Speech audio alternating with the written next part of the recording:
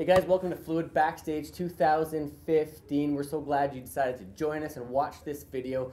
With us in the house today is none other than Jefferson Bethke. What's up? The man, the myth, and the legend. Yo, I don't know about welcome, that. Bro. Hey, thanks for having me, man. Awesome. So here is the deal. We're just going to ask you a few questions about your life, about how God has impacted you. And I think one of the main questions that the viewing audience wants to hear is your video. I know you're probably sick and tired of talking about it, but 26 million views. How has that transformed your life?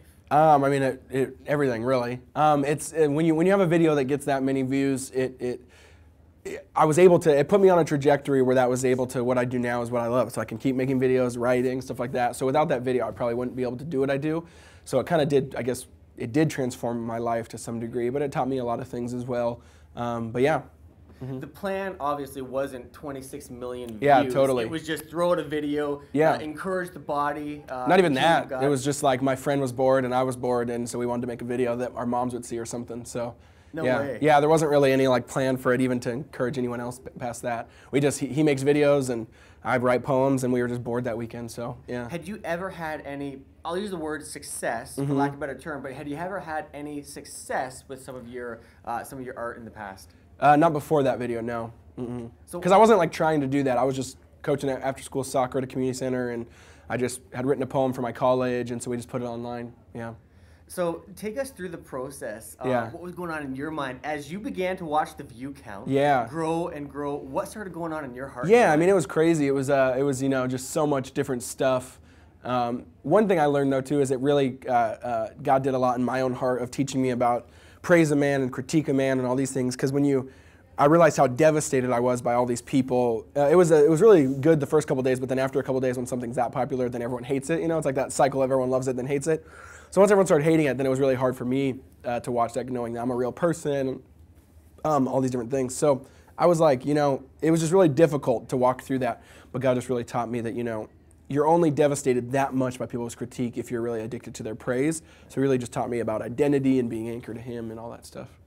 So I think in talking a little bit about the success, there was, you mentioned it, there was some serious backlash. And I think a lot of the backlash was kind of centered on the idea of religion. And that Jesus came to fulfill the religion, not abolish it. So what was going on in your heart when you saw people taking the message that you believe God had placed on your heart and almost interpreting it somewhat different message? Yeah, it was hard. I mean, it just, again, taught me another lesson on just, that's just the online world. There's no room for nuance in the internet. It's very much people take it and define it how they do. It was a big lesson for me that people define religion very differently in different contexts, in different regions, different areas.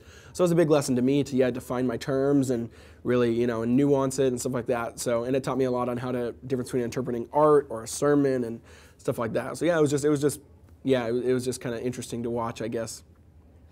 Define in ministry success.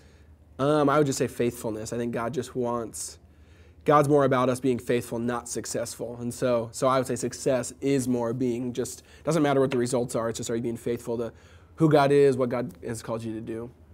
So after the video, obviously went viral, tons of people preaching, gigs, going all over the country. How old are you?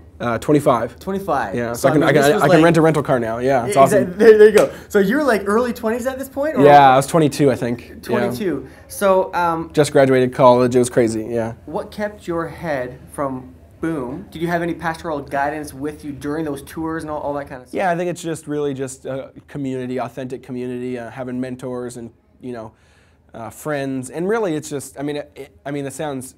I don't want to sound prideful in saying this, but it's like it's not hard. It's not hard when you just keep your same life. Does that make sense? Like when well, of course we're all tempted to pride, but I'm saying there was no extra temptation or anything, because it's just like when you have, like a better way to put it is like my best friend wasn't impressed by me, and when the video went viral, he didn't really care, So just when you have, it's only when you surround yourself by fans, not friends, then that gets kind of funky, which I think some people can insulate themselves and do that. But when I just kind of tried to keep what I was doing, have the same friends, have the same community, have the same mentors, and they helped walk me through it a lot. So here's a practical question. You're walking around Fluid today. Yeah.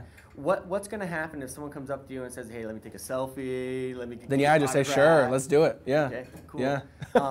I love that. Some people, they're like, yo, hide me away in a room. Man. Yeah, no, totally. I love the humility. No, it's fun. Bro. Yeah, it's fun meeting people, saying hi, and selfie. You got to take selfies. Selfies are fun. So everyone knocks on selfies, but I'm like, it's just a picture facing forward. I don't get what the big deal is. So I understand you're married. Yeah. And you've got a beautiful child. Yeah. Dude, 25. Yep. Living in Hawaii. Yeah. With your wife. Really suffering. And a kid. Yeah. What's next? I think we're just going to keep doing what we're doing. So we moved there mainly because that's where we saw ourselves raising a family, and the church community there is a real special place. Alyssa used to work at a church there that we're now attending. And we're both from Seattle, but she, after college, lived there for a couple of years and kind of fell in love with it, and so wanted to go back. So what's next? I don't know. I mean, so I do videos and write, stuff like that. So all those rhythms I think will stay pretty similar. Have a new book coming out in October, which I'm really excited about. And stuff like So kind of keeping what I'm doing. Tell me about because your first book was Jesus is greater than religion. Yep. A little greater. Yeah, exactly. Math, had to put some math in there. So this one's called "It's Not What You Think," and the subtitle is "Why Christianity is About So Much More Than Going to Heaven When You Die." So the whole premise of this one is just in my own study, really finding that a lot of Jesus' Jewishness made what he said really powerful, and just the Old Testament and the narrative of Israel and context of feasts and all these things. And so the book is kind of trying to return Christianity to its first century roots with, there's a chapter on temple and Sabbath and intimacy and identity and table and kind of these concepts that were really powerful to Jesus in the first century that we've kind of lost, kind of westernizing our Christianity. Yeah. I agree, man. Yeah. And there are, I'll be honest with you, there are a few guys out there that are doing that and doing that well. Yes, we'll see. Man, there aren't a lot. And that's important information that makes the truth of Jesus. Yeah, and it kind of comes alive. Yeah, exactly. So that's what the whole hope for that book is, yeah. Oh, yeah, man. I can't wait. When's that slated to come out? October 13th, I think. Okay. Which books take forever. I want it to come out today because I'm already done with it. But the whole process takes a long time. Okay. Yeah. Okay. What's your hope for this generation, man? I think it's just like any generation, they would follow Jesus faithfully, be more about faithfulness than results and success. I think one thing that my hope for this generation is that we don't say no to community. I think sometimes this generation can really isolate themselves, be individualistic or whatever, but just kind of living in authentic community and building and being that vehicle that the church is called to be in Acts and the end of the Gospels. And so that would be my hope. Mm-hmm. Bro, one last question for you. Huh. Let me take a selfie. Oh, let's do it. Let's do it. Yeah, buddy. Awesome. Nice. Fluid 2015, Jefferson Bethke. God bless you, bro. Hey, thanks for having me. All right.